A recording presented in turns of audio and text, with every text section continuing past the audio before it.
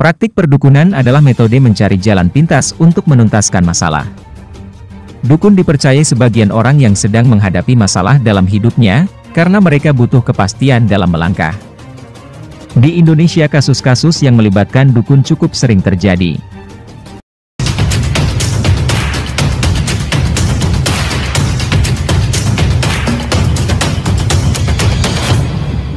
Pada tahun 1997, masyarakat Indonesia dibuat heboh di sebuah ladang tebu di Dusun Aman Damai, Kecamatan Sunggal, Kabupaten Deli Serdang, Sumatera Utara. Polisi menemukan 42 jasad yang sebagian sudah menjadi tengkorak, dan semuanya adalah wanita yang berumur antara 13 sampai 27 tahun. Dan nama dukun Ahmad Suraji menjadi sorotan. Suraji adalah seorang pria tamatan SD, pria kurus dan jangkung. Namun harismanya, sama sekali tidak menggambarkan tokoh atau dukun terkenal. Bermula saat pada malam hari, ia mengaku bermimpi mendapat bisikan gaib dari mendiang ayahnya, dan ia akan diwarisi ilmu yang maha sakti dari sang ayah. Yang katanya, ilmu ini tidak terkalahkan, dianggap sebuah kesaktian yang bisa mengalahkan lawan sekaligus menolong orang, namun syarat yang diberikan sangatlah berat.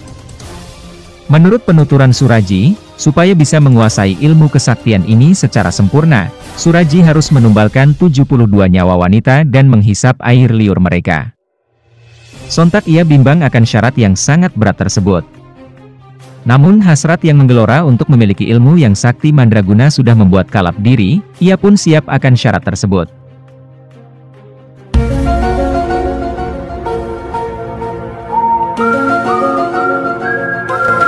Terlahir pada 10 Januari 1949, Suraji merupakan anak pertama dari dua bersaudara pasangan Jogan dan Sartik. Dia terlahir dengan nama Sagimin, dan sang ayah meninggal saat dia baru berumur 7 bulan. Di lingkungan tempat tinggalnya, dia lebih dikenal dengan nama Nasib Kelewang. Pasalnya, saat kecil Suraji pernah tercebur sumur dan oleh karena itu ia dipanggil Nasib, karena saat itu ia selamat dari sumur.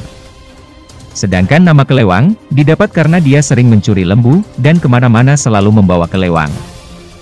Saat berumur 27 tahun, Nasib menikahi wanita asal Pekanbaru bernama Tumini.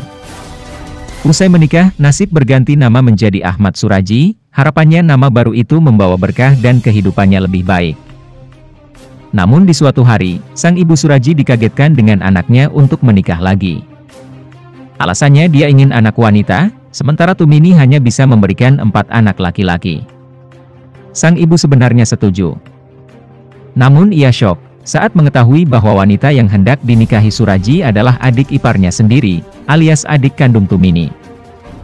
Dan yang membagongkan lagi adalah, Suraji tidak hanya menikahi satu adik Tumini, namun 2 adiknya yakni Tuminah dan Ngatiah. Dan durhakanya Suraji pada ibunya ialah, ia tega mengusir sang ibu dari rumahnya karena selalu menentang terus-menerus.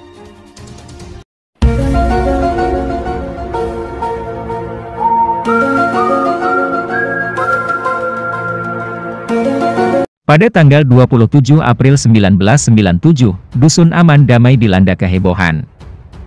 Seorang pemuda menemukan sesosok mayat wanita tanpa busana di ladang tebu. Warga pun berbondong-bondong untuk membongkarnya. Suasana bertambah panas ketika muncul kabar seorang warga yang bernama Sri Kemala Dewi sudah menghilang selama 3 hari. Mereka takut mayat yang ditemukan tersebut adalah Dewi.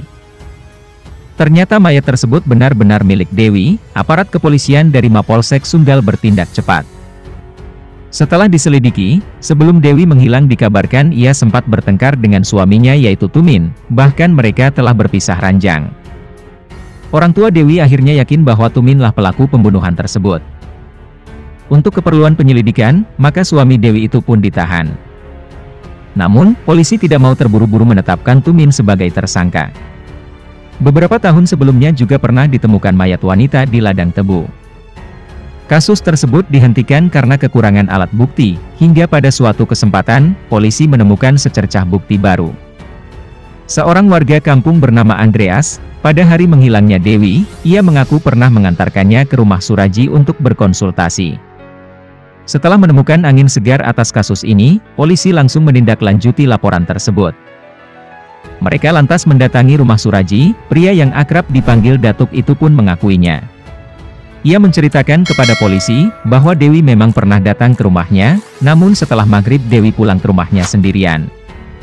Penyelidikan pun menemui jalan buntu lagi, polisi tetap tidak menyerah. Mereka semakin mendalami sejumlah laporan orang hilang dalam beberapa tahun terakhir, dan ternyata dari sekian banyak orang yang dilaporkan hilang, terdapat satu benang merah. Kebanyakan dari mereka merupakan pasien Suraji. Atas dasar informasi tambahan itu, polisi lalu menggeledah rumah sang dukun. Di sana ditemukan pakaian dan perhiasan wanita, dan salah satunya milik Dewi. Lewat proses interogasi yang panjang, akhirnya muncul pengakuan dari mulut Suraji. Ia mengakui pembunuhan Dewi adalah dia dalangnya. Dan dari sinilah awal mula hal yang mengejutkan ditemukan. Jawaban yang selalu berubah-ubah dari mulut Suraji, semakin ekstra polisi menginterogasi. Muncul pernyataan dari Suraji, jika semula ia hanya mengaku membunuh Dewi, Suraji mengaku telah membunuh 16 wanita, hingga kemudian mengaku lagi menjadi 42 wanita. Para polisi pun terkejut, mereka bertanya motif apa yang mendasari perbuatan laknat tersebut, sampai korban begitu banyak. Di hadapan penyelidik, Suraji bercerita bahwa ia melakukannya demi mendapatkan ilmu yang sakti sesuai bisikan gaib dari ayahnya. Ia bercerita bahwa bisikan gaib itu diterimanya lewat mimpi untuk membunuh 72 wanita serta ia akan menghisap air liurnya. Dia bercerita bahwa pembunuhan berantai ini dilakukannya dari tahun 1986 hingga 1997. Dalam melakukan aksi biadabnya, Suraji dibantu oleh istrinya. Namun tidak semua istri Suraji ikut membantu, hanya istri tertua saja yakni Tumini. Berdasarkan pengakuan itu, dua istrinya yakni Tuminah dan Ngatiah diperbolehkan pulang. Sementara Tumini yang mengikuti sepak terjang Suraji, ia berakhir di dalam penjara. Kasus Suraji akhirnya dipersidangkan di Pengadilan Negeri Lubuk Pakam Sumatera Utara, pada tanggal 22 Desember 1997. Sadisnya kasus yang dilakukan Suraji, akhirnya membuat masyarakat berbondong-bondong melihat jalannya sidang. Karena semakin banyaknya masyarakat yang antusias, pihak Pemda Deli Serdang sampai menyiapkan tenda besar, serta 4 televisi monitor, yang diperuntukkan untuk masyarakat yang tidak kebagian tempat duduk di dalam persidangan.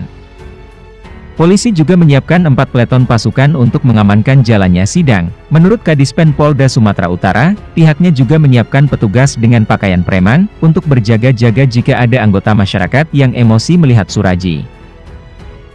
Kebanyakan masyarakat penasaran melihat tampang Suraji daripada menyimak jalannya sidang. Dalam persidangan tersebut, Suraji menolak berita acara pemeriksaan dari kepolisian. Dia membantah telah membunuh 42 wanita, dia berkelit jumlah itu ia sebutkan karena paksaan selama proses interogasi. Tumini pun juga berkelit, dia membantah tuduhan telah bersekutu pada suaminya untuk melakukan pembunuhan. Persidangan tersebut berlangsung sangat alot, dan dilakukan secara terus-menerus atau maraton dalam pembuktian kasusnya. Hingga pada persidangan 24 April 1998, majelis hakim menjatuhkan putusannya. Saudara terdakwa dijatuhi hukuman mati. Putusan hakim pun langsung disambut gemuruh tepuk tangan dari masyarakat.